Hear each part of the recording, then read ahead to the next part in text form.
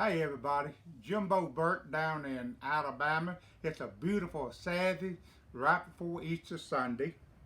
I hope everybody have a good Friday and everything going good with you. Well, I'm going to tell you, we've been working on the net and the box for this project. And I have a little problem this week. I have the net was laying on the table and some dummy knocked it and it fell off and it cracked right here. So I had to come back and re-glue that. While re-gluing it, that when I know the fretboard was loose. So we have to go back and re-glue the fretboard too. So anytime you're working with an old net, best thing I can tell you is go ahead, check it out. If something needs to be done, do it then before you start getting to the project. That is that hindsight 2020. It never fails you. But now, the problem we run into the net with these little plastic inlays in there. They were popping out. So this guitar was laying on the street when old boy found it. And it been abused and everything else. So I tried putting them back together. It didn't work. So yeah, that's gone. So I said the best thing to do, why did build my own inlay? So I found a piece of wood. I said, I like this. Look, put it in there. And I put it in there. I got looking at it. I said, that looked like crap. So I said, that ain't going to work. So I decided, I looked around, and I found this right here. Buddy gave me this. It's a piece of sherry. Sherry and walnut. Think about that. That might be a pretty good combination. So I went ahead, and the first thing you got to do, I'm going to show you just in a minute what we did. First thing you have to do is where the inlay's at, you're going to have to mark it. So what I did, I took me a pencil, lay it next to the inlay, and I make a little mark. Then I went to my miter box. Well, before I went to the miter box, I did this right here. I took a knife and a straight edge, and I sewed it just a little bit right there. Just a little bit. And that gives you sort of a guiding line for your saw. And then I put it, and also I pulled me a block of wood in the miter box because I didn't want to cut through into the box itself. Now I did very careful. I did saw back and forth, back and forth, back and forth. And when that thing finally crawled through, I went to the where the inlay was, the slot, and I measured. And it was too big. That's fine. I took me some sandpaper, and I sand the edge of it all the way around, back and forth, back and forth. Now I know that thing lasts a lot of work, but it's worth it in the long run. And when that thing fall into the slot, you got it. Now, when you get that way, you take a little glue. I use the water thin glue, and I put the water thin glue inside the slot. Take a little toothpick, rub it around there good, and then I add a little bit to the inlay. And I push it in there, and I come back with a clamp, and I clamp it down and let it dry. It won't take long to dry. Super glue, no. Anyway, when that's done, I take it out and I look at it. And then I decided, well, what's the best way to? You're usually going to have a little height on it. Well, I could take a file and file through it. But the only trouble with the file is you might file into the fretboard. So I said, that ain't going to work. So I thought the best thing to do, I took a little sandpaper and I sanded just a little bit on the end. Get it down. And then, this is what I used. A razor blade. I took the razor blade, and I ain't got nothing to show, and I scrape it back and forth, just a little bit, back and forth. Now this razor blade also good at cleaning up the fret too. Fretboard too. Get any glue, anything off of it. I went back and forth, back and forth, back and forth. And then I look at it like a body man. If anybody ever done any body work for a car, you feel with your finger. And if you feel a little rough edge, you just come back and you scrape a little bit more to get it smooth. Now, you get it smooth, you might have a little gap right there. What you do about that? Well, again, you come back with your sherry board, and you take sandpaper and you sand it up and make some sawdust. Take a little sawdust, sprinkle it on the edge around it, a little super glue, rub it in there, and sand very lightly with 220.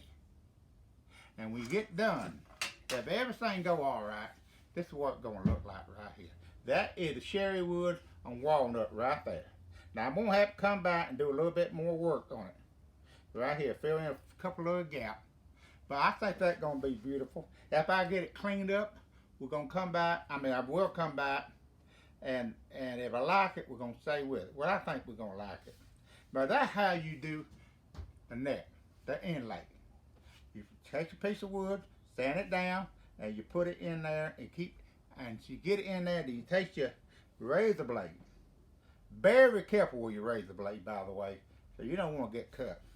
And what I do is I hold mine something like this right here, and I scrape it back and forth, and if it get dull, and you sharpen it up a little bit. Now, that's what we did with the neck. Now we got to cut the top of the guitar to fit the fretboard here. Well, the problem is the fretboard is going to come on into the box a little bit. So now you're going to have to cut out right here on the top of the plate so the fretboard will lay into the top. Now, how you do that? That's a good question. I'm going to lay the neck out of the way. What I did, first thing I did, I took me a sample piece of wood, scrap piece, same dimension at the top, and I divided it in half, and I know the top, the width of the box is 8 inches, so I divided it to 4 inches, and my depth going in with is going to be 3 inches, so I marked that. Now you got that laid out. Now, question is, you got that marked out. Now how you going to cut that? How you going to line that thing up and mark it? Well, you could flip it over and do that, but I got a better way, a lot better way. And this is it right here, friend. This is what you need around the house. It helps any corner, angle, you get it right. So let me move some of this stuff out of my way, and I'm going to show you how this works. You take your neck, put it right there. Now, you line this up about halfway. I don't know if y'all can see that or not. Can you come in a little bit closer? Alright. Alright. Here we go. Ready? 1, 2, 3. Oh, rope. Let's try. Oh, we're going the wrong way. Let's try that one more time. Yeah. Alright, let me mark it. Hit it one more time. Alright, now we go. Now we go. I knew there was something wrong. Hey, we gotta have a goof up here. It won't be me. We're gonna match that in. Let's do it one more time. I didn't like the look of that. Alright. Let me get right here. Alright, I'm gonna line it up. Now, there you go, right there. Let me get sure of that right. Alright. That is how we're gonna make it, right there. Alright, so now we take this. Let me move the neck out of the way. Now, this is the top of the body. I'm going to lay it right here, line it up about halfway, take my pencil. I'm going to mark around there.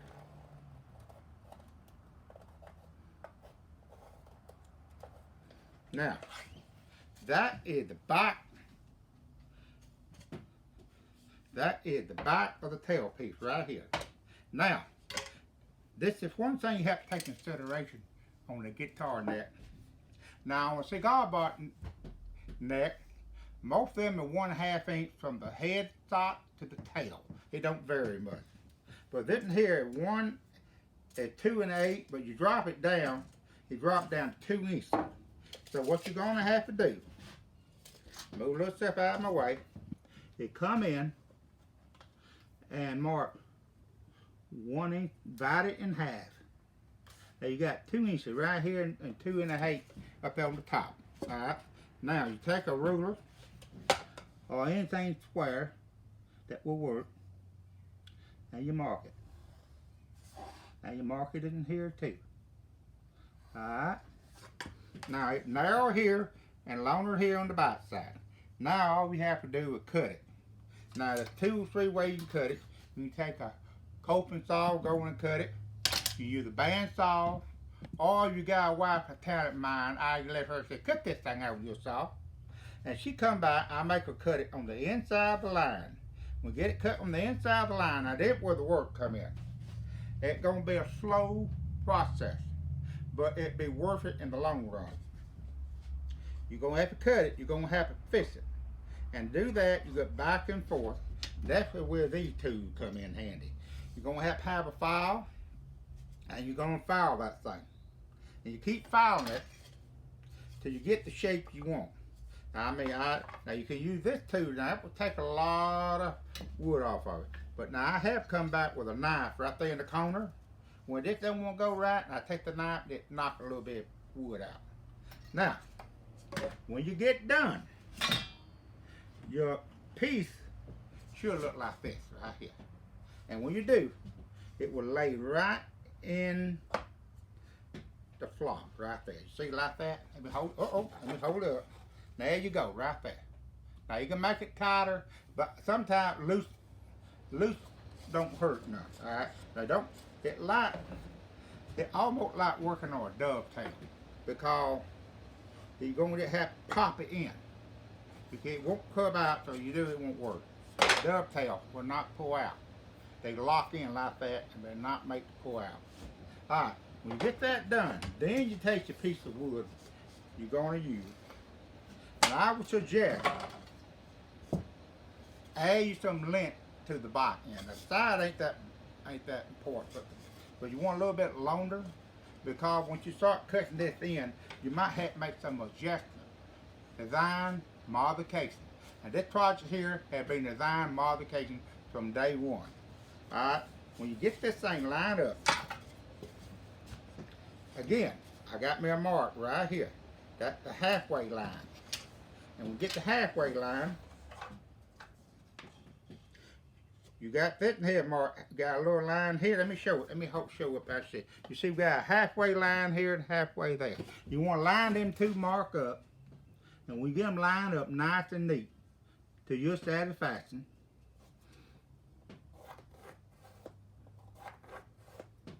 There, got it again. You go cut this out, and then you step back down, and don't be surprised. You're gonna have to come back and you'll file again. But I also will do this little number too. I come back with a little sandpaper and I sand it off the edges, and on the inside corner where the little arch is, I will take a pencil and roll this up. I can file it down a little bit. Now when you get all that done, I'm gonna show you. I'm gonna move some stuff out of the way. Now, see, I left a little lint on mine right here.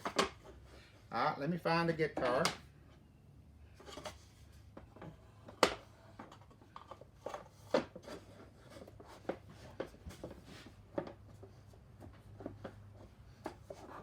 Oops, get in here, folks. Come on now.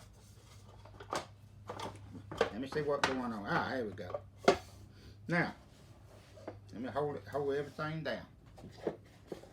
They raise up just a little bit. I'm going to drop it down just a little bit more. That's what it's supposed to look like, folks. And you got it. That's simple. Now, it's flying around a little bit. But that's the basic how you do it. And like I said, it's going to take a little time to do this. So, eat yourself a Snicker bar. And just sit down, put you some good music on. Some good blue music. And whatever you like to listen to, and just sit there and just take your time. Don't get in a rush, and it all gonna fall in place. Okay. Thank you all. Y'all have a blessed day. Happy Easter.